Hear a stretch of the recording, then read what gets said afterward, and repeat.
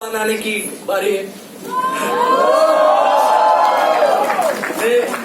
मैं एक्चुअली अभी हमारे पास ऐसा कुछ वर्ड्स बचे नहीं है, तो जब जब बात इस नाम पे आती है तो हमारे पास शब्द खत्म हो जाते हैं।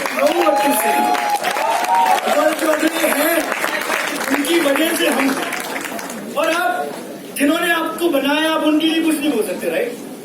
The one who is gonna be on the stage next is the creator. एक आदमी जयपुर से चला, कर्नाटका आया,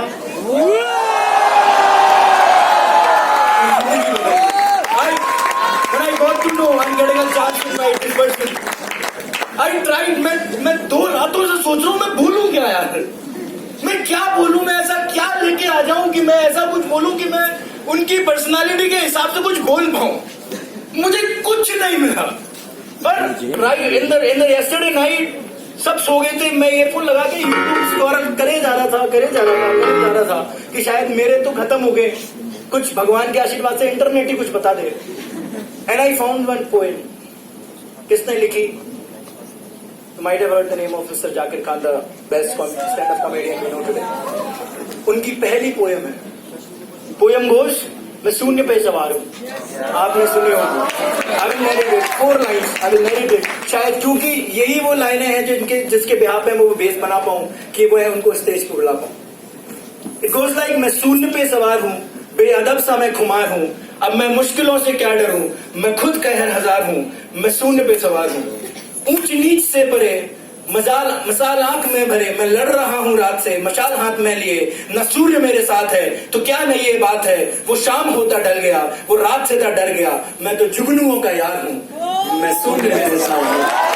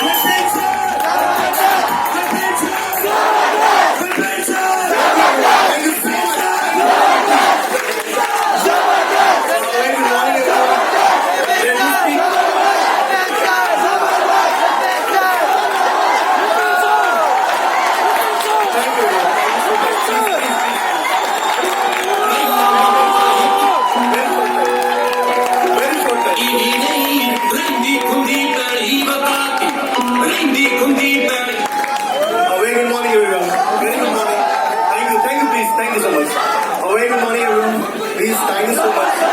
Thank you so much. Love you all.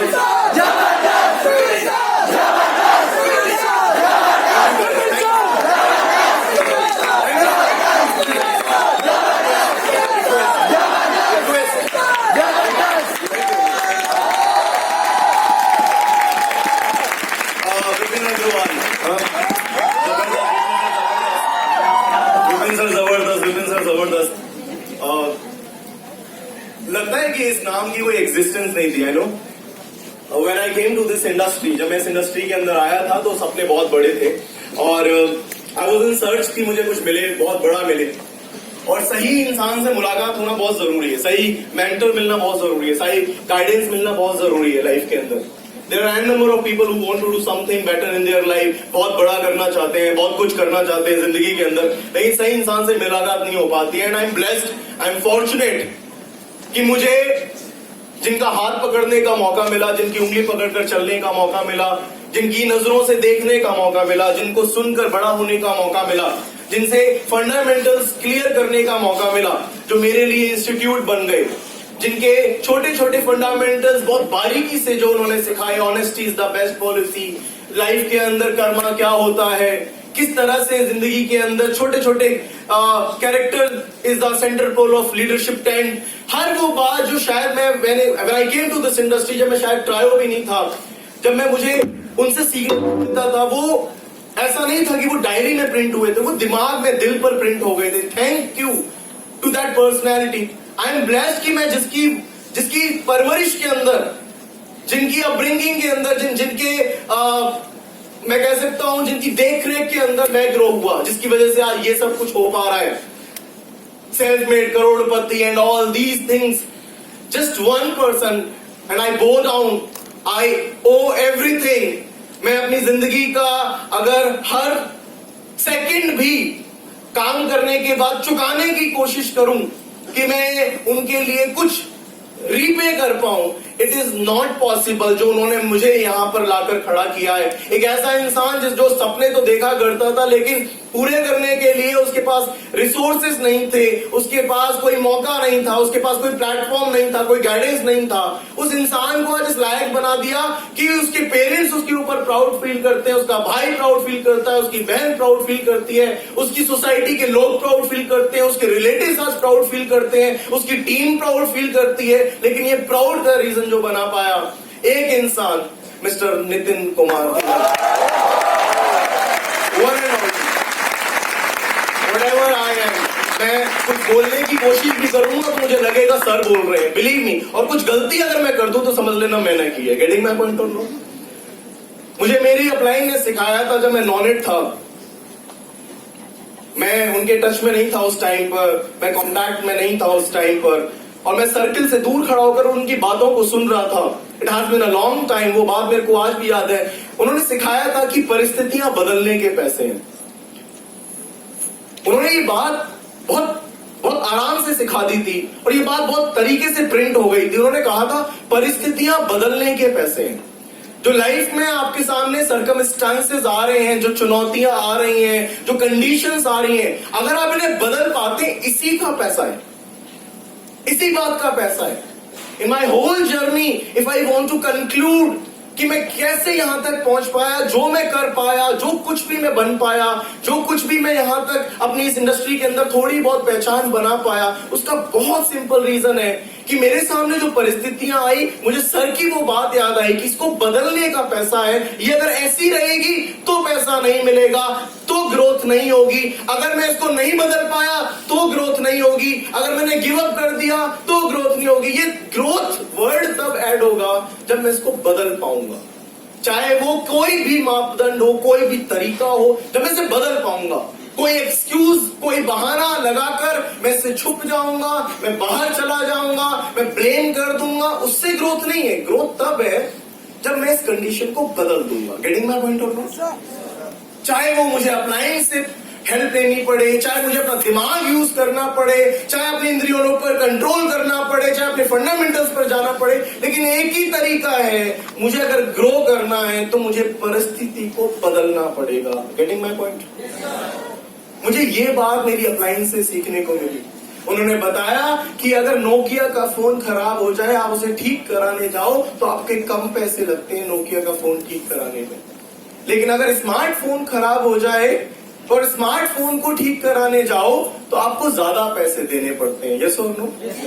क्योंकि नोकिया के फोन के अंदर ठीक करने के लिए जो दिमाग इस्तेमाल होने वाला है, जो उसके अंदर कॉम्प्लेक्सिटी है, वो कम है, लेकिन जो स्मार्टफोन ठीक करने के लिए जो दिमाग यूज होने वाला है, जो उसकी कॉम्प्लेक्सिटी है, वो हाई लेवल की है, इसलिए उसका जो पे बैक है वो ज्यादा है। लाइफ के अंदर जितनी कॉम्प्लेक्स चीजें आपकी जिंदगी के अंदर आएंगी, जब आप उनको ब्यूटीफुली सॉल्व करते हो तो रिवॉर्ड अपने आप बढ़ जाते हैं। जब आप छोटी छोटी चीजों को सॉल्व करते हो तो नो डाउट आपको रिवॉर्ड मिलते हैं, बट जब आप कॉम्प्लेक्स से कॉम्प्लेक्स चीजों को सॉल्व करते हो तब आपके रिवॉर्ड बड़े मिलते हैं। मैं अगर मैं यहाँ पहुंचा हूं और थैंक यू सारसो, जिसकी वजह से मेरी आइडेंटिटी बन पाई, जिसकी वजह से मैं सेल्फ मेड करोड़पति बन पाया, मैं तहे दिल से शुक्रिया अदा करना चाहता हूँ सोडी सर का, मोहित सर का, जिनकी वजह से मैं यहाँ पर हूँ।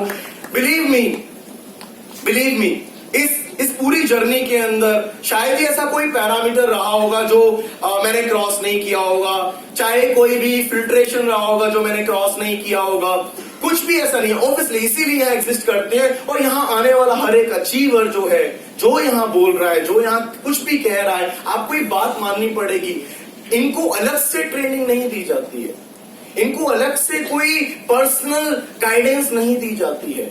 ये वो लोग हैं जो अपना इंटरेस्ट दिखाते हैं जब अपलाइन ट्रेनिंग देती है। Getting my point of view? वो ट्रेनिंग सबके लिए होती है, वो फॉर्मूले सबके लिए होते हैं, लेकिन जो यहाँ पहुंचते हैं, जो ग्रो करते हैं, वो लोग उस फॉर्मूलेज में, उन ट्रेनिंग्स के अंदर अपना इंटरेस्ट शो करते हैं, वो डिसाइड करते हैं, वो चॉइस बनाते हैं। सार्थक जी ने बहुत प्यारी बात बोली, डुप्लीकेशन और रिलेशन, है राइट और नॉट?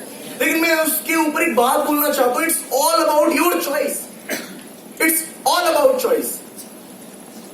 अगर आप फैसला नहीं करेंगे, अगर आप कुछ चूज नहीं करेंगे ना दोस्त, अगर आप ये डिसाइड नहीं करेंगे कि मुझे क्या करना है, कहां पहुंचना है, तब तक कोई भी चीज आपको जो सिखा दी जाएगी वो आपके काम की ही नहीं है। Nothing is going to work for you. वो पहली चॉइस है। मैंने फैसले किए थे, आपके पास सपने होंगे, मेरे पास भी थे। आई हैड ड्रीम्स, और वो सपने जब मैं अपनी डायरी में लिखा करता था तो वो बाई चांस वाले नहीं थे, वो ऑप्शनल नहीं थे मेरे लिए कि अगर ये हो जाएंगे तो मैं ठीक है, बहुत लाइफ ब्यूटीफुल होगी, अगर नहीं होंगे तो भी काम चलेगा। अगर आपके ड्रीम्स, अगर आपके रीजंस ऑप्शनल है तो फिर ग्रोथ नहीं है। जब कोई चीज मजबूरी बन जाती है तो वो ग्रोथ का हिस्सा बन जाती है। राइट और नॉट? जिस दिन आपको आपके सपने बाय हुक बाय क्रुक करने वाले दिखेंगे, आप खुद अपलाइन तक रास्ता बना लेंगे। गेटिंग माय पॉइंट और नॉट? आप खुद रास्ता ढूंढ लेंगे, आपको खुद समझ में आना शुरू हो जाएगा, आपका तीसरा दिमाग काम करना शुरू कर देगा, मुझे क्या, क्योंकि वो आपको बाय हुक बाय क्रुक चाहिए। आप हर सिचुएशन को, पापा ये हो गया, मामा को ये हो गया, पापा ने ऐसा बोल दिया, दोस्त ने ऐसा बोल दिया, मेरी डाउनलाइन में प्रॉब्लम आ गई, मेरे ये प्रॉब्लम आ गई, मेरा ऐसा हो गया, मेरा एक्सीडेंट हो गया। अरे आप सारी प्रॉब्लम्स को ओवर कर लोगे जब आपका वाई क्लियर होता है। When you have a very strong why, जब आपका कारण बहुत क्लियर है। मुझे साफ पता था कि मुझे इस इंडस्ट्री के अंदर काम क्यों करना है। It has been so many changes, it had been so many challenges also, जहां पर मुझे शायद कभी नहीं लगा कि मैं इसको ओवरकम नहीं कर पाऊं।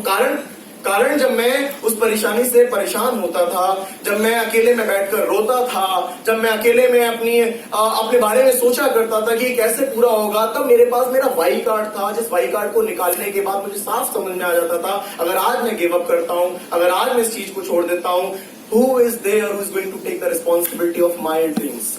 मेरे सपनों के लिए कोई और जिम्मेदारी कौन लेगा? Getting my point? समझ पा रहे हैं मेरी बात को? मूड ऑफ है, ये हो रहा है सर, प्लान नहीं हो रहा है सर, घर में ये आ गए। मैं अपने आप से एक क्वेश्चन पूछा करता था कि who is going to take the responsibility? Priority बहुत एक्सट्रीम लेवल पर रही है शुरू से, हाई एक्सट्रीम लेवल पर। जिस दिन मैं ज्वाइन हुआ था मेरी पहली वेन्यू मीटिंग में मैं ड्रेस कोड में था, क्योंकि मेरी अपलाइन ने क्या बोला था कि आपको ड्रेस कोड में आना है।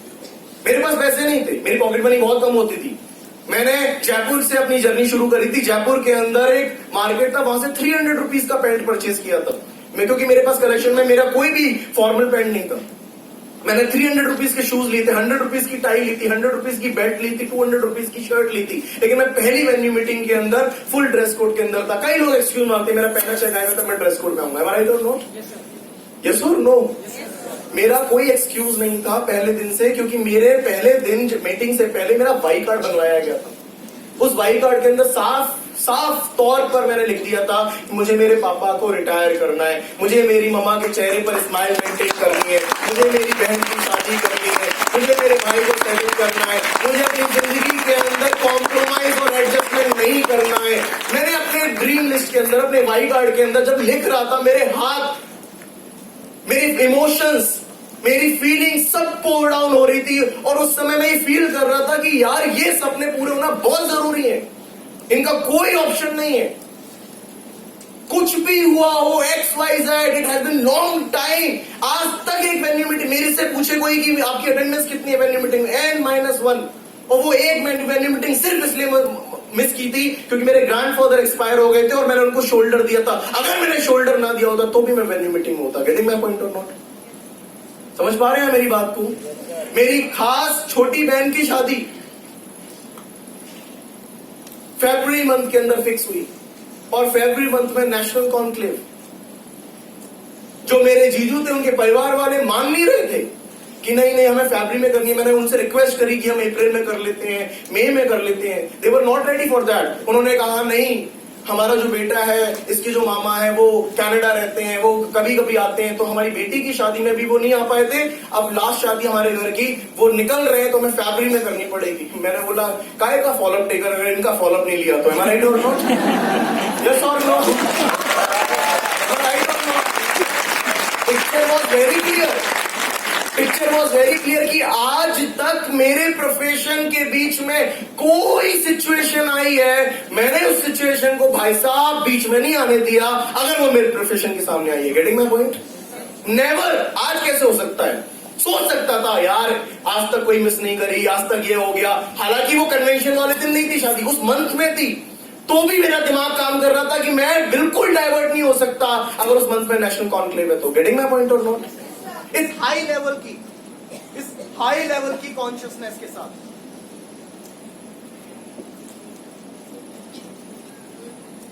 मेरी आवाज पीछे तक नहीं आई शायद।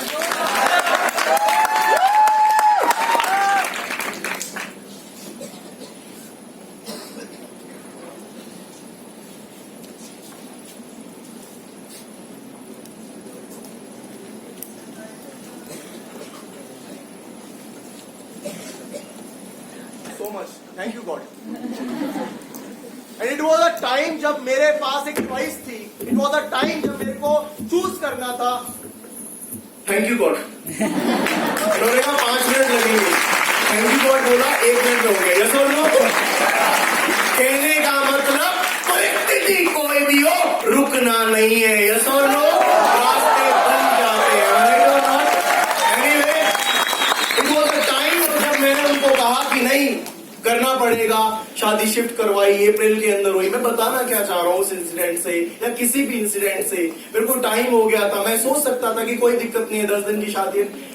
आज तक की डेट के अंदर जब मैं पीछे मुड़कर देखता हूँ, मैं क्यों इतना ब्लेस्ड हूँ, मैं क्यों इतना फॉर्चुनेट हूँ, क्यों मेरी अपलाइन की ग्रेस मिलती है, क्यों मुझे गॉड्स की ग्रेस मिलती है। यकीन मानना आज तक की डेट के अंदर मैंने अपने प्रोफेशन से कोई मक्कारी नहीं करी है। आज तक की डेट के अंदर मैंने अपने प्रोफेशन को चीट नहीं किया है। आज तक की डेट के अंदर मैं अपने प्रोफेशन के साथ 100% ईमानदार। मैं बहुत लेजी इंसान हूं। मैं जब घर जाता हूं तो मेरे को पानी का गिलास उठाने में दिक्कत आती है, मेरी मम्मा देती है। Are you getting my point और नॉट? यस और नो? लेकिन आज तक की डेट है दोस्त कि 400 प्रोफेशन के अंदर अगर कर्म की बात आ जाए ना, मेरे को कोई लेजीनेस नहीं आती है। I am the most hard working. Never been की मुझे काम के अंदर सुबह 6 बजे की अगर वर्कशॉप फिक्स करिए, अगर नहीं करी है तो यस 7 o'clock तक नींद आएगी, लेकिन फिक्स कर देना 4 बजे अपने आप नींद खुल जाएगी। गेटिंग माय पॉइंट और not? It's all about work. मैंने कहीं से अपनी सीनियर से बात सुनी थी, मैं आपको भी समझाना चाहता हूं इस बात के through. Your business is like your baby. Your business is like your baby. जैसे एक मदर होती है, उसका एक नया बच्चा, एक न्यू बॉर्न बेबी जब आता है इस दुनिया के अंदर, तो वो मदर नहीं होती है सिर्फ, वो किसी की वाइफ भी होती है, वो किसी की बहू भी होती है, am I right? वो किसी की ननद भी होती है, वो किसी की भाभी भी होती है। उस घर के अंदर उसको सारी रिस्पॉन्सिबिलिटीज कैरी करनी पड़ती हैं उस मदर के साथ, am I right or not? उसको किचन का काम भी करना पड़ता है, उसको वॉशिंग भी करनी पड़ती है, उसको शायद मैनेजमेंट भी देखना पड़ता है, उसको क्लीनिंग भी करनी पड़ती होगी, लेकिन उसकी एक नजर अपने बेबी पर होती है, am I right or not? अगर वो किचन में काम कर रही है और खाना बना रही है और कुकर की सीटी आ रही है और उधर बच्चे की रोने की आवाज अगर आई है, तो वो ये नहीं सोचेगी कि पहले ये काम कंप्लीट करूं फिर मैं वहां जाती हूं। वो वहीं पर गैस ऑफ करेगी, पहले बच्चे को शांत करेगी। हमारा यस और नो? आई कैन अंडरस्टैंड कि आपके पास बहुत सारे रोल हो सकते हैं। हो सकता है आप कॉलेज गोइंग स्टूडेंट हो सकता है आपकी गर्लफ्रेंड होगी, हो सकता है कि आपको पापा ने कोई काम दे दिया हो सकता है कि आपके रिलेटिव के अंदर कुछ आ गया हो, लेकिन ध्यान रखना दोस्त, प्रायोरिटी आपकी 700 जब होगी ना, तब जाकर आपको वो रिवॉर्ड मिलेंगे। आपकी एक नजर आपके इस बेबी के ऊपर होना बहुत जरूरी है। अगर बेबी डिस्टर्ब होगा तो सबसे पहले प्रायोरिटी किसको जाएगी? बेबी। और baby is your business, am I right और नॉट? आपकी 700 आपका बेबी है। इस बेबी को ग्रूम करने के लिए, इस बेबी को बड़ा करने के लिए उसको उस लेवल का नरिशमेंट मिलना बहुत जरूरी है, वो केयर मिलना बहुत जरूरी है, वो अटेंशन मिलना बहुत जरूरी है, वो प्रोटेक्शन मिलना बहुत जरूरी है, तब जाकर ये बेबी बड़ा होगा। आप ये नहीं सोच सकते कि अपने आप चुप हो जाएगा या अपने आप ठीक हो जाएगा। Clear with this point?